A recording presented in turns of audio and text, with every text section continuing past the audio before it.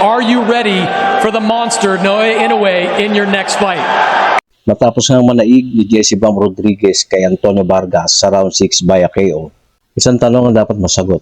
Handa na ba si Bam Rodriguez na sagupain ang The Monster ng Japan na si Naoya Inoue, ang undisputed champion sa super bantamweight at walang talo sa ngayon dahil nga sa patuloy na pag-iwas na labanan ang Cuadro Alas ng Pilipinas na si Janril Casimero.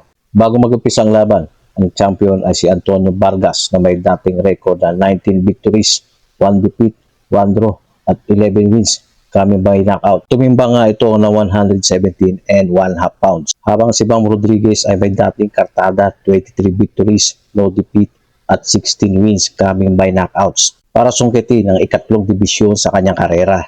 Sa mga early rounds, pinakita ni Antonio Vargas na siya ang kampiyon, subalit pagdating nga ng round 6 ay si Jesse Bam Rodriguez naman ang nagpakita ng lakas at tagawang patumbahin si Antonio Vargas sa unang pagkakataon at sa pangalawang bagsak nito ay tuloy na itong humilata na tila inaantok at puyat. Sa tagpong ito ay nasungkit na nga ni Bam Rodriguez ang kanyang ikatlong weight class division sa bantamweight WBA World Title.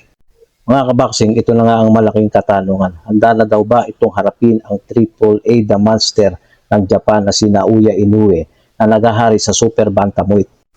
At agad namang sinagot ng bagong 3-division champion ang tanong ng announcer. Are you ready for the monster Naoya Inoue in your next fight? I'm ready for whoever, whenever.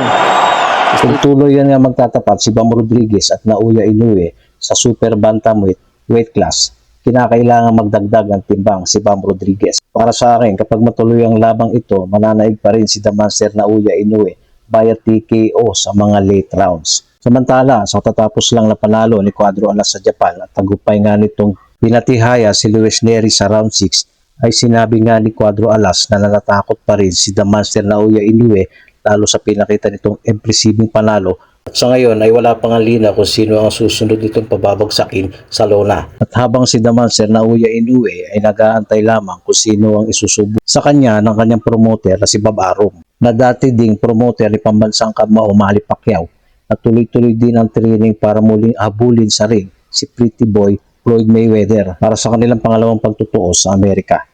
Ngayon, kung titignan at matuloy nga ang bakbakang Rodriguez at Inoue, ay bintahe pa din ang lakas at bilis ni The Monster Naoya Inoue kahit ang turing nga ni Cuadro Alas dito ay Japanese Turtle. At kung maghaharap nga ito ay tiyak sa super bantamweight class ang sagupaan na pinaghaharian nga ni The Monster Naoya Inoue. Kanya nga itong pinatunayan sa kanyang laban kay Junto Nakatani noong nakaraang buwan.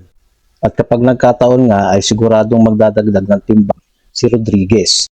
Dahil sa kasalukuyan ng kanyang pinaghahariang divisyon ay bantamweight na meron lamang weight limit na 118 pounds. Samantalang sa divisyon na pinaghaharian ni The Monster Naoya Inoue ay meron pong weight limit na 122 pounds. Kaya sa akin po nakikita kung magdadagdag ng timbang bibigat si Bam Rodriguez na kung saan ang lahat po ng boxing hero na umaakyat ng timbang ay bumabagal ang mga suntok nito. Maliban lang sa ating pambansang kamao na si Manny Pacquiao. Kaya't mga kaboxing, kung matutuloy ang sagupang ito, meron na kayong idea, alam nyo na kung sino ang pwedeng manalo. Hanggang sa susunod, huwag po ninyong kalilimutang mag-subscribe at pindutin ang notification bell para palagi po kayong updated sa ating mga content.